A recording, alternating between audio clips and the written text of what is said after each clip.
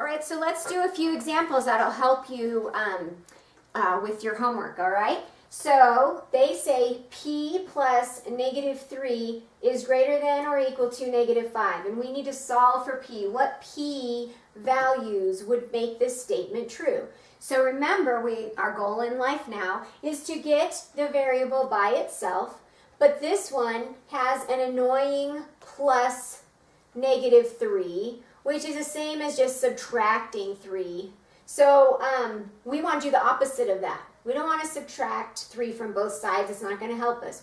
We need to add 3 to both sides.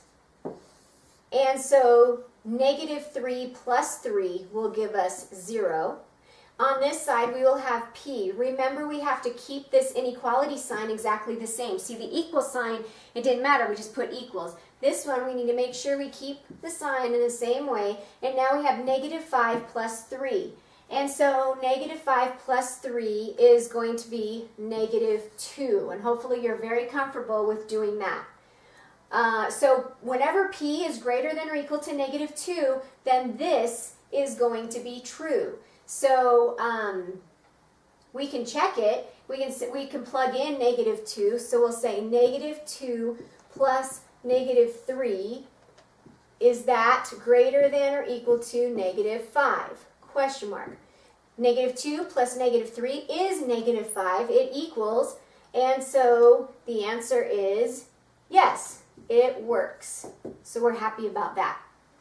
All right, so let's do the next one, q plus -8. So we will think of this as just being a subtracting 8. We want q by itself. So instead of subtracting 8, we want to do the opposite, to get rid of it, basically. And so we're going to add 8 to both sides. 8 minus 8 is 0. So we have q, and then remember, we'll keep this inequality sign. We have 8 minus 6, or -6 plus 8, is going to give us 2. So whenever q is less than or equal to 2, this should work out, all right? So it's the same things that we did on the other ones. Hopefully they're becoming clearer, and if not, please end grade me. Let me know. So now we get into more complex numbers. Once again, we're not going to be able to do these in our head. So, but we can handle it. We don't have to be scared. So we have a w plus this number, and we want to get rid of that number on this side. So we just are left with w. So we're adding this 18. And so to get rid of it, we need to subtract 18.68 from both sides. 18.68. So on this side, 18, this number minus this number is 0. So I have w. I keep this inequality exactly the way it was.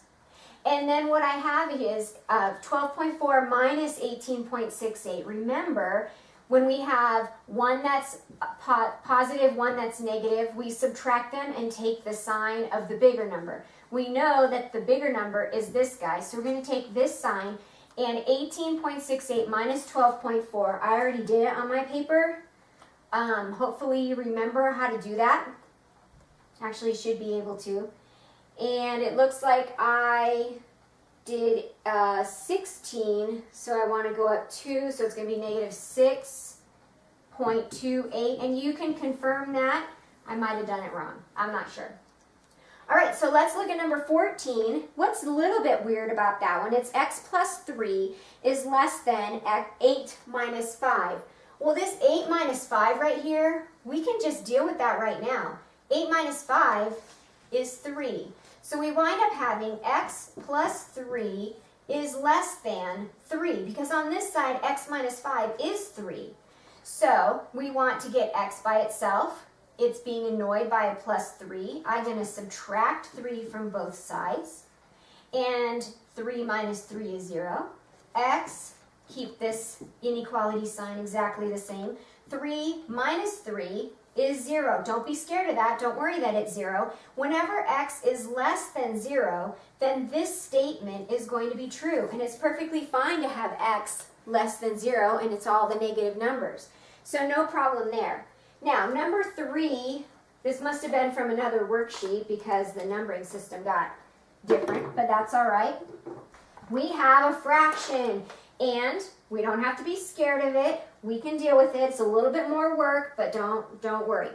So we do the same thing. Take a look at it, and we know we want to get rid of this on this side. So if we're adding the 5 3/8, we want to subtract 5 3/8 from both sides. So then you look at this other side and go, okay, well, how are we going to do that? We can do it. So we have 5 3/8 minus 5 3/8. You're going to have 0. And then keep this guy the same, is less than. And then we're going to do 9 minus 5 3/8. We have a couple ways to do that.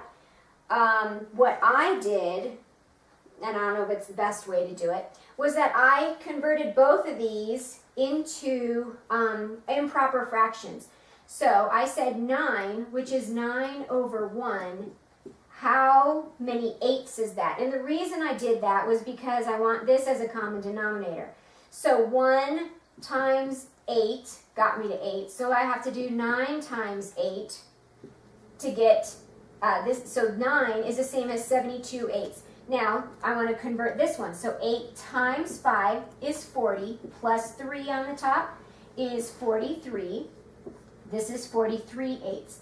So I'm going to subtract because I have 9 minus the 5 eighths. So I'm doing 72 eighths minus 43 eighths.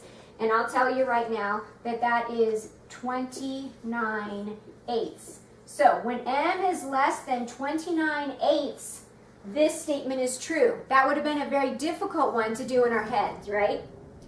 All right, so this guy has decimals and a fraction. However, perhaps you notice that this number right here is easy to change into a decimal because 2, we'll just do a little work over here, 2 4/5 is the same as 2, and you can turn this 5 into a 10 because I multiply it by 2. So I multiplied this by 2. So I'm going to get 2 8/10. Do you agree that 2 8/10 is the same as 2.8? Okay, because 8/10 is 2.8. So let's go to n. I'm just rewriting it now. So this 2 4/5 is 2.8. So I have n plus 2.8 is greater than 2.8. Solve for n. It's being annoyed by plus 2.8. I subtract 2.8 from both sides. We're getting the hang of this now. This is going to be n is greater than, because I have to keep that the same, 2.8 minus 2.8 is 0. Once again, now we have an n is greater than 0.